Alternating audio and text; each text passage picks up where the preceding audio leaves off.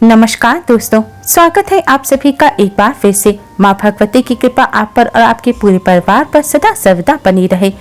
दोस्तों, बहुत समय से आप लोगों के प्रश्न आ रहे हैं कि मुख्य द्वार पर जल छिड़कने का सही समय क्या होता है और सही विधि क्या होती है। मुख्य द्वार पर किस समय जल छिड़कना चाहिए?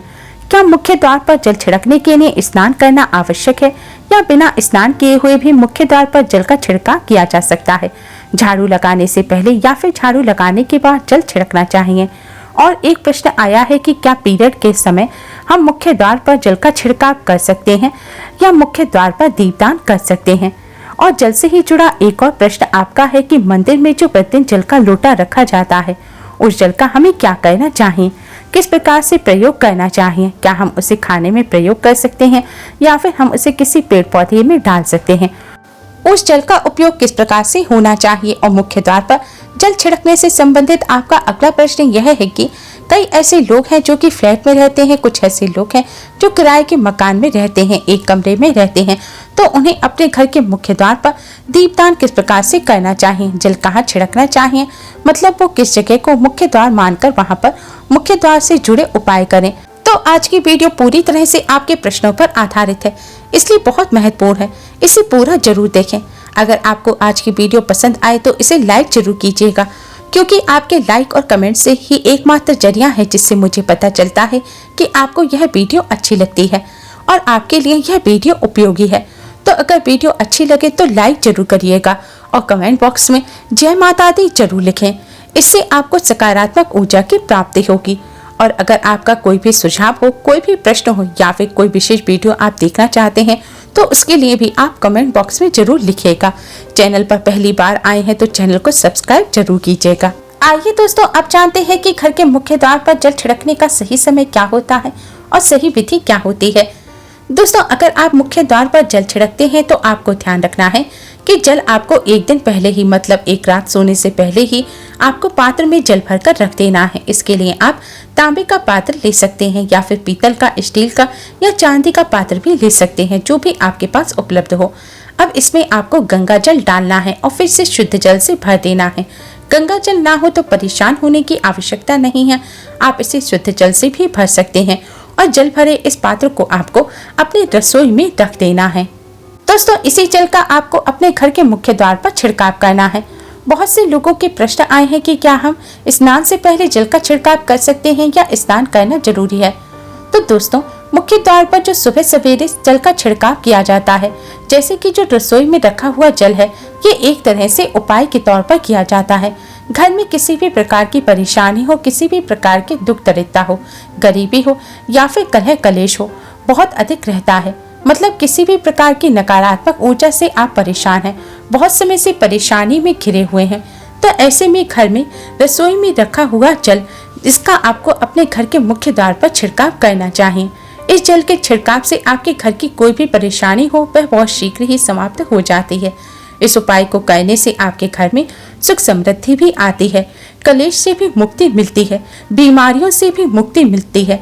मतलब देखिए, किसी भी प्रकार की मानसिक परेशानी हो, शारीरिक परेशानी हो, आर्थिक तंगी हो या आपके घर में कोई वास्तु दोष हो, किसी भी प्रकार का ग्रह दोष हो, जैसे कि कई बार ऐसा होता है कि कई लोगों के ऊपर कई प्रकार के बुरे ग्रह दोषों का प्रभाव होता है, जिसकी वजह से घर में परेशानियां हमेशा बनी रहती हैं।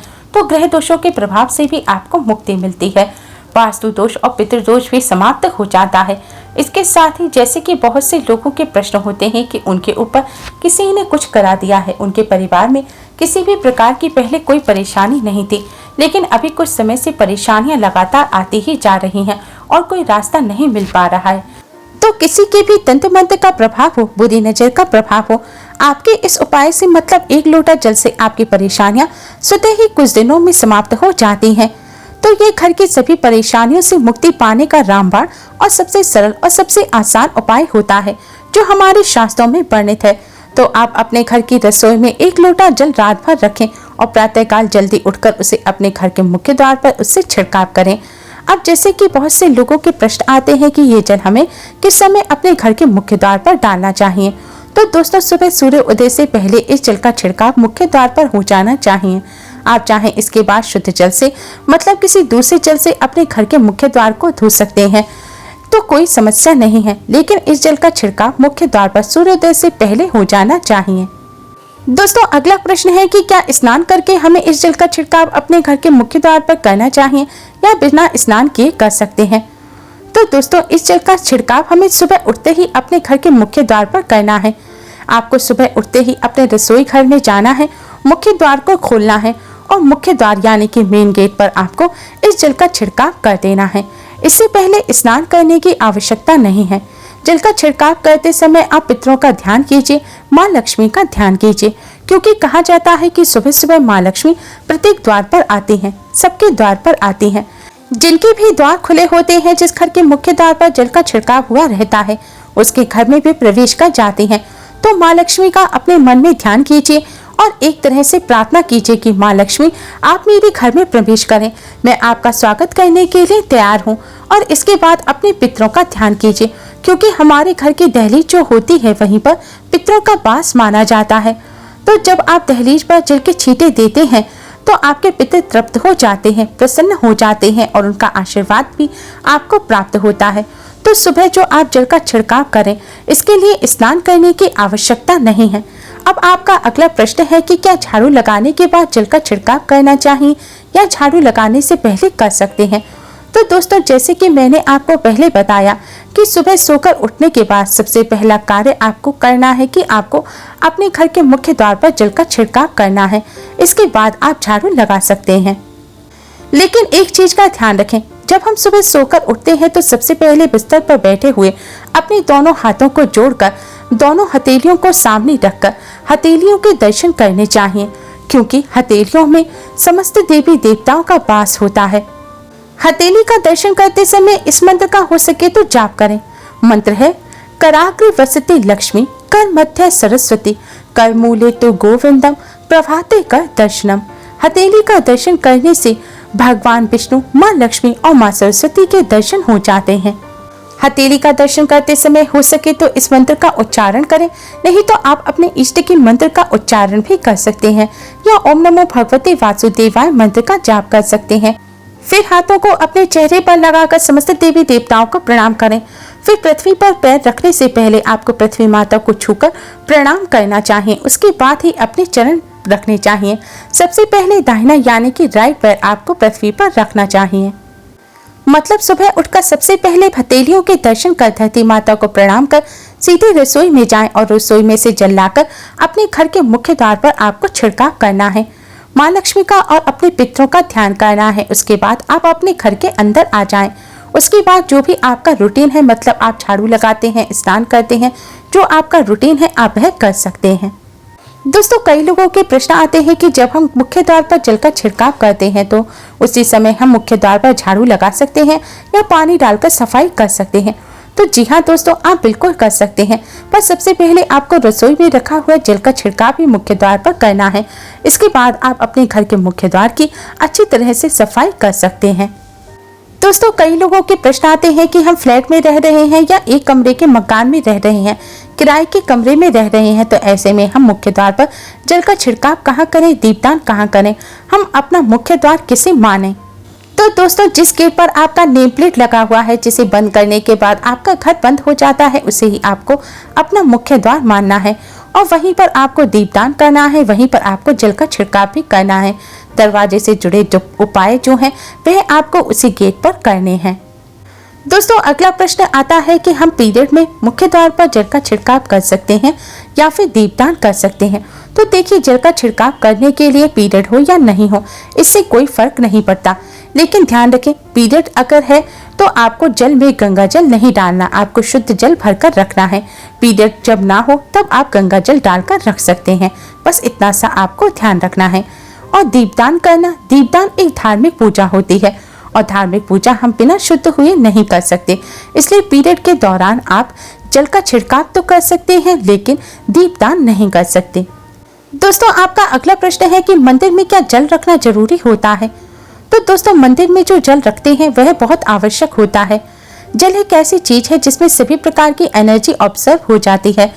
जो हम पूजा पाठ करते हैं, मंत्रों का जाप करते हैं, यहाँ पर हम जो प्रार्थना करते हैं, जो भी हमारे मन की कामना हम कहते हैं भगवान से, वे सभी इस जल में समाहित हो जाते हैं। इसलिए पूजा करने से पहले घर के मंदिर में एक जल का पात्र जरूर रखना चाहिए और उसके बाद दीपदान करना चाहिए, यानी कि मंदिर में दीपक जलाना चाहिए। यह अग्नि और जल का एक तरह से बैलेंस भी हो जाता है और इसलिए शास्त्रों के अनुसार घर के मंदिर में 1 लोटा जल हमेशा होना चाहिए और दीप प्रज्वलित करना चाहिए। दोस्तों, अब प्रश्न उठता है कि मंदिर के जल का क्या करना चाहिए।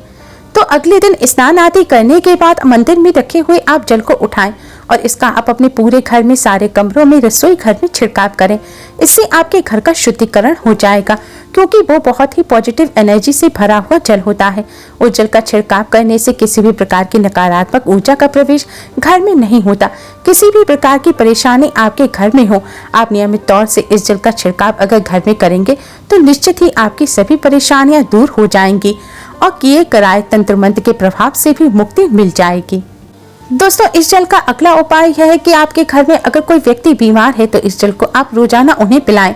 यह जल इतना पावरफुल है कि इस जल को पीने से बड़ी बीमारी में राहत मिलने लगती है। कई बार ऐसा होता है कि कई दवाइयां कराने के बाद भी बीमारी ठीक नहीं होती, दवाइयों का प्रभाव नहीं होता। तो ऐसे में अगर आप यह जल पिलाते हैं तो दवाइयों का असर होने लगता है और बीमारी जल्द ही ठीक हो जाती है। दोस्तों, इस जल का अगला उपाय यह है कि अगर आपके परिवार में बहुत अधिक कलह कलेश रहता है, आपसी मतभेद रहता है, तो इस जल को परिवार के सभी सदस्यों को थोड़ा थोड़ा जरूर पिलाएं। ऐसा करने से विचारों में परिवर्तन आएगा, सकारात्मक विचार सभी के होने लगेंगे और आपस में मतभेद जो है वह दूर हो जाएंगे। परिवार से कलह कलेश और मतभेद हमेशा के लिए समाप्त हो जाएंगे। दोस्तों, मंदिर में रखे हुए जल का अगला उपाय यह है कि अगर आपकी कोई दुकान है, कोई व्यापार स्थल है, तो आपको प्रतिदिन यह जो जल है इसका छिड़काव अपने दुकान व्यापार स्थल पर भी जरूर करना चाहिए। इससे आपका दुकान, आपका काम बहुत अच्छा चलता है, मतलब किसी भी प्रकार की परेशानी आपके व्यापारिक स्थल पर नहीं आती। क्योंकि जैसा कि मैंने आपको बताया, ये जो जल होता है बहुत पावरफुल होता है, बहुत पॉजिटिव होता है। तो इस जल का छिड़काव करने से बहुत सारी परेशानियां स्वतः ही समाप्त हो जाती हैं। जैसे अगर आपकी दुकान पर किसी की बुरी नजर लगी हुई है, बहुत से लोगों के प्रश्न आते हैं कि हमारे काम को किसी ने बांध दिया है, मतलब किसी की बुरी नजर लग गई है। पहली दुकान बहुत अच्छी चलती थी लेकिन अब नहीं चल पा रही है, तो आप इस उपाय को कर सकते हैं। निश्चित ही बहुत जल्दी आपकी परेशानियां दूर हो जाएंगी और दिन दूनी रात चौगनी व्यापार में तरक्की होने लगेगी। दोस्तों, मंदिर में रखे हुए इस जल का आप अपने रसोई घर में खाना बनाने में भी प्रयोग कर सकते हैं, लेकिन खाना बनाने में तभी प्रयोग कीजिएगा जब घर में बिल्कुल सात्विक भोजन बनता हो, यानी कि भोजन में प्याज लहसुन ना डलता हो। इस जल को रोजाना प्रसाद के रूप में ग्रहण करना चाहिए और घर में छिड़काव भी करना चाहिए। बचे हुए जल को आप किसी पेड़ पौधे में डाल सकते हैं। दोस्तों, मंदिर में जो रखा हुआ जल है वह बेकार नहीं होता, यह बहुत ही उपयोगी होता है। इसका सही तरह से उपयोग कर आप अपने जीवन की बहुत सी परेशानियों का समाधान कर सकते हैं। घर में छिड़काव करते समय आपको इस बात का ध्यान रखना है कि टॉयलेट में या कचरा रखने के स्थान पर, अशुद्ध स्थान पर आपको इस जल का छिड़काव नहीं करना। दोस्तों, मंदिर में रखा जल मंत्रों से अभिमंत्रित होता है, बहुत शक्तिशाली और महत्वपूर्ण होता है। हमारे घर के मंदिर में रखा हुआ जल देवी देवताओं का आशीर्वाद होता है, क्योंकि यह पूरे समय देवी देवताओं के पास होता है। वहां पर भगवान का वास होता है और हर प्रकार की शक्ति इसमें समाहित हो जाती है, जो कि सकारात्मक शक्ति होती है।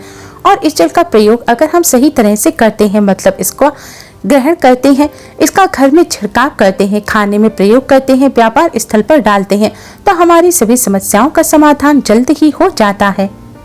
और अगर कोई भी कार्य नियमित तौर पर, मतलब प्रतिदिन किया जाए, तो इसका लाभ हमें अवश्य ही मिलता है। कभी कभी करेंगे तो निश्चित ही आपको उतना लाभ दिखाई नहीं देगा, लेकिन अगर आप नियम बना लेंगे, हर रोज इस जल का छिड़काव घर में करेंगे, घर में प्रत्येक व्यक्ति को थोड़ा थोड़ा पीने को देंगे, बचे हुए जल को पौधे में डाल देंगे, व्यापार स्थल पर छिड़केंगे, तो बच्चों की जो बुक शेल्फ है वहां पर आप इसको छिड़केंगे। नियमित तौर पर अगर आप ऐसा करेंगे तो चमत्कार आपको निश्चित ही देखने को मिलेगा। इसी प्रकार से रसोई में रखा हुआ जो जल है उसका छिड़काव अपने घर के मुख्य द्वार पर कीजिए। इसका भी आपको बहुत ही शीघ्र लाभ दिखाई देगा, लेकिन इसे आपको अपने रूटीन में शामिल करना होगा। प्रतिदिन नियम से यह कार्य आपको करना होगा, तभी आपको इसका लाभ देखने को मिलेगा। और दोस्तों कई लोगों के प्रश्न आते हैं कि मंदिर में जो जल दिन भर खुला रखा रहता है उसमें कीड़े मकोड़े या फिर गंदगी गिर जाती है, फिर इसका सेवन हम कैसे करें। तो जब आप पूजन करते हैं तो पूजन के टाइम इसको खुला रखिए और बाद में आप इसे किसी प्लेट कटोरी की मदद से ढक सकते हैं। इससे जल पूरी तरह से शुद्ध रहेगा, साफ सुथरा रहेगा और आप अगले दिन इसका इस्तेमाल कर सकेंगे। दोस्तों उम्मीद करती हूँ आपको यह वीडियो पसंद आई होगी। वीडियो को लाइक कर फ्रेंड्स के साथ शेयर जरूर करें और यूजफुल वीडियोस के लिए चैनल को सब्सक्राइब कर बेल आइकन को जरूर दबाएं और कमेंट बॉक्स में जय माता दी जरूर लिखें। Thanks for watching. आज के लिए बस इतना ही। जल्द ही मिलते हैं एक और नई वीडियो के साथ। तब तक के लिए नमस्कार।